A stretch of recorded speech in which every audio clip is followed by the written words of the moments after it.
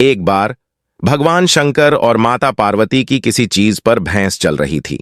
तभी नारायण नारायण का जाप करते हुए देवर्षि नारद कैलाश पर पहुंच जाते हैं और उनसे कहते हैं, आप दोनों की किस चीज पर भैंस चल रही है? आखिर ऐसी कौन सी बात है जो आप दोनों को व्यथित कर रही है? तभी भगवान शंकर जी कहते हैं, अब आप ही बताइए देवर्षि, अगर मेरे मन में भगवान नारायण रहते हैं तो मैं ही भगवान नारायण का सबसे बड़ा भक्त हुआ ना?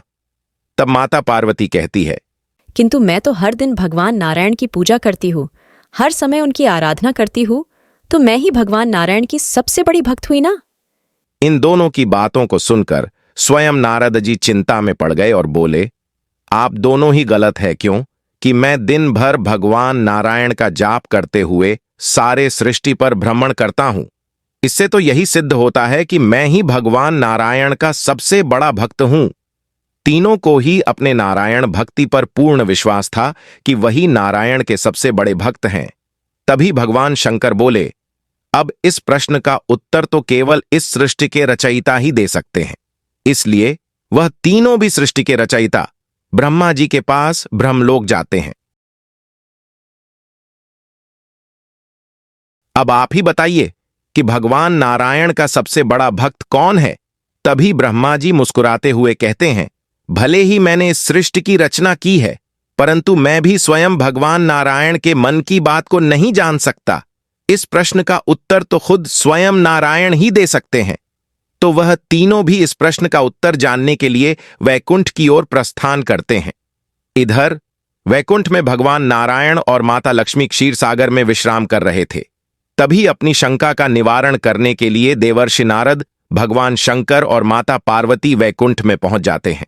तब भगवान नारायण कहते हैं, आप तीनों वह भी एक साथ, आखिरकार ऐसा कौन सा संकट सृष्टि पर आ गया है? तभी देवर्षि नारद कहते हैं, हे नारायण, संकट नहीं, शंका है। मैं दिन भर आपका जप करता हूं, इस वजह से मैं ही आपका सबसे बड़ा भक्त हुआ ना?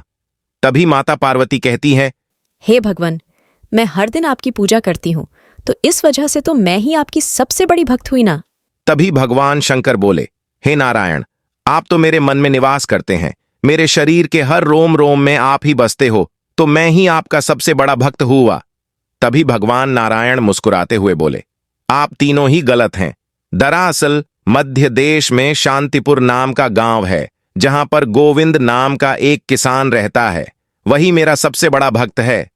ये बात सुनकर उन तीनों को भी बड़ा धक्का लगा। उन तीनों ने एक साथ पूछा, वह कैसे भगवान? तो भगवान नारायण ने कहा, जाकर गोविंद की दिनचर्या का संपूर्ण वृतांत देखो और मुझे आकार बताओ। तो वह तीनों भी सूर्य ढलने के बाद गोविंद की परीक्षा लेने के लिए शांतिपुर गांव में पहुंच गए। भगवान शंकर और नारद जी ने साधु का और माता पार्वती ने एक साध्वी का वेश धारण किया और गोविंद के घर की तरफ प्रस्थान किया। उन तीनों ने भी गोविंद के घर के दरवाजे पर जाकर दस्तक दी। तो गोविंद ने दरवाजा खोला तो देखा, दो साधु और एक साध्वी उसके घर के सामने खड़े हैं। गोविंद ने आगे आकर उन तीनों को प्रणाम किया और बड़े ही विनम्रता के साथ बोला, हे महर्षि, मैं आपकी क्या सेवा करूं? तभी साधु के वेश में आए भगवान शंकर बोले, हे वत्स, हम भ्रमण करके थक गए हैं, क्या तुम एक दिन का निवास और भोजन दे सकते हो? तभी गोविंद अत्यंत विनम्रता के साथ बोला, क्यों नहीं, आइए, इसे अपना ही घर समझिए। उन तीनों ने घर में प्रस्थान किया। गोविंद की पत्नी और उसकी पुत्री ने उन तीनों का बड़े ही आदर से स्वागत किया। तभी गोविंद की पत्नी ने गोविंद को अंदर के कमरे में बुलाया और गोविंद से कहा, हे पतिदेव, मैंने तो आज का हम तीनों का ही भोजन बनाए हैं। अब इन अतिथि के लिए कहां से भोजन लाऊं? और घर में कोई सामग्री भी नहीं है भोजन बनाने के लिए। तभी गोविंद ने कहा, अतिथि भगवान का रूप होते हैं, हम उन्हें भूखे पेट नहीं रख सकते। उसने बाहर जाकर तीनों के लिए आसन रखे और तीनों को ही भोजन के लिए निमंत्रित किया। तीनों ने पेट भर के भोजन किया और सोने के लिए निकल पड़े। इधर गोविंद, उसकी पत्नी और पुत्री सिर्फ पानी पीकर सो गए। सुबह की पहली किरणों के साथ ही गोविंद अपने भगवान नारायण को नमन करते हुए उठ जाता है। वे तीनों भी गोविंद के साथ उठ जाते हैं और गोविंद की दिनचर्या को निरीक्षण करने लगते हैं। गोविंद हृदय के पूर्ण भक्ति के साथ वह पवित्र मंत्र नारायण नारायण का जाप एक बार करता है और अपनी दिनचर्या को शुरू करता है। गोविंद अपने खेत में निकल ही रहा था, तब वह तीनों से कहता है, आप घर में बैठे बैठे बोर हो जाओगे, तो चलो मैं आपको मेरा खेत दिखाता हूं। तब वे तीनों भी गोविंद के साथ खेत देखने के लिए निकल पड़ते हैं। वे चारों भी खेत की तरफ जा रहे थे। तब गोविंद ने देखा कि रास्ते में बड़ा पत्थर पड़ा है। उसने उस पत्थर को उठाकर उस मार्ग के बाजू में फेंक दिया। वे तीनों भी सोचते रहे, आखिर गोविंद ने ऐसा क्यों किया। फिर वे वहां से आगे खेत में निकल जाते हैं।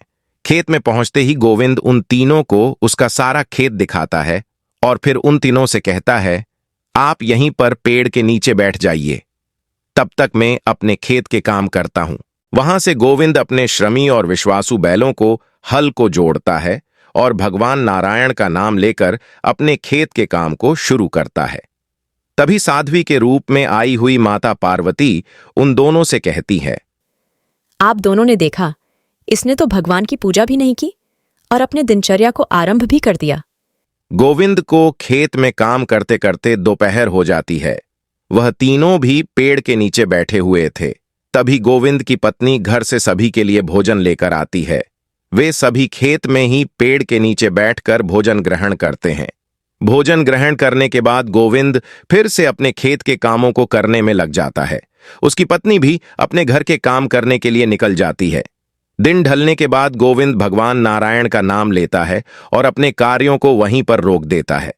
गोविंद अपने विश्वासु बैलों को पानी पिलाकर और उन्हें चारा डालकर उन्हें वहीं पर बंधकर पेड़ के नीचे आता है और उन तीनों से कहता है, चलिए आज का काम समाप्त हुआ।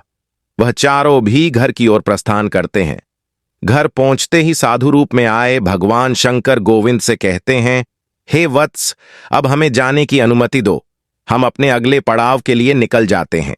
तभी गोविंद घर में जाता है और कुछ फल और भोजन की सामग्री लाकर उन तीनों को देता है और कहता है, ये सामग्री आपके प्रवास को सरल बना देगी। वे तीनों भी गोविंद को प्रणाम करते हैं और वहां से निकल जाते हैं। गांव के बाहर जाकर अपने साधु के रूप को त्याग कर अपने असली रूप में आते हैं और वैकुंठ की ओर प्रस्थान करते हैं। वैकुंठ में पहुंचते ही भगवान नारायण उनसे पूछते हैं, क्या देखा आपने गोविंद में? तभी माता पार्वती कहती है, हे नारायण, गोविंद किस तरह से आपका सबसे बड़ा भक्त हो सकता है? वह तो सुबह सुबह भगवान की पूजा भी नहीं करता। तभी भगवान शंकर कहते हैं, उसके मन में तो आपके लिए कोई भी स्थान नहीं है। तभी नारायण मुस्कुराते हुए कहते हैं, अनजाने अतिथि के लिए स्वयं के भोजन का त्याग करना और अतिथि के लिए भोजन देना, इससे बड़ी पूजा क्या हो सकती है देवी? तभी माता पार्वती को उनकी भूल समझ में आती है और उनके नेत्र खुल जाते हैं।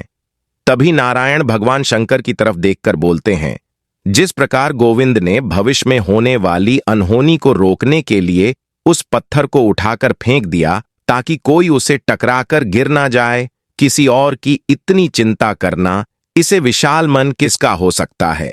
जो भगवान से ज्यादा उनके साथ रहने वालों को अपने मन में जगह देते हैं। तभी भगवान शंकर को भी समझ में आया कि नारायण किसके मन में रहते हैं। तभी भगवान शंकर को उनकी भूल समझ में आती है और कहते हैं, हे नारायण, अद्भुत है आपकी लीला, जो बिना सोचे बिना जाने दूसरों की मदद करते हैं।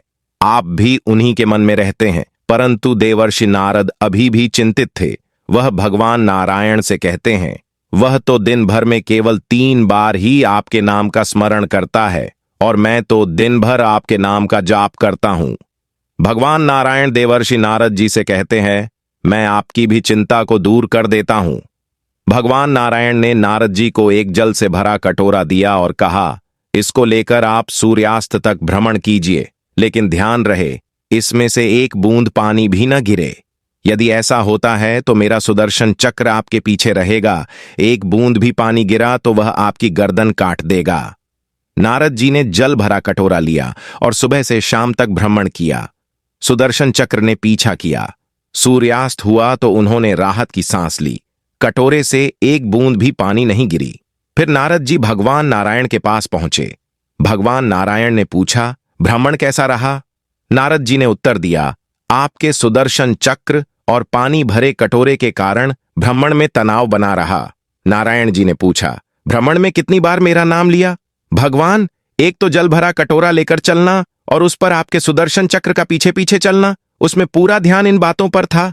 आपका नाम कहां से लेता? नारद जी ने उत्तर दिया। तब भगवान नारायण जी ने कहा, इसी प्रकार गृहस्थ जीवन की आपदा भी सुदर्शन चक्र की तरह गला काट देने का भय देती है, परंतु किसान सारी आपदाओं को पीछे छोड़कर अपना कर्म करता है। यदि किसान अपना कर्म करके सुबह शाम मेरा नाम ले लेता है तो निश्चित रूप से वह सर्वश्रेष्ठ भक्त है। यह बात सुनते ही देवर्षि नारद को उनकी भूल समझ में आ जाती है और वह भी भगवान नारायण की विचारों से सहमत हो गए कि गोविंद ही भगवान नारायण का सबसे बड़ा भक्त है। तभी नारायण ने उन तीनों से उपदेश करते हुए कहा, जो मनुष्य आने वाले अतिथि को, आने वाली नियति को और अपने कर्मों को सही मार्ग दिखाता है, वही मेरा सबसे बड़ा भक्त है।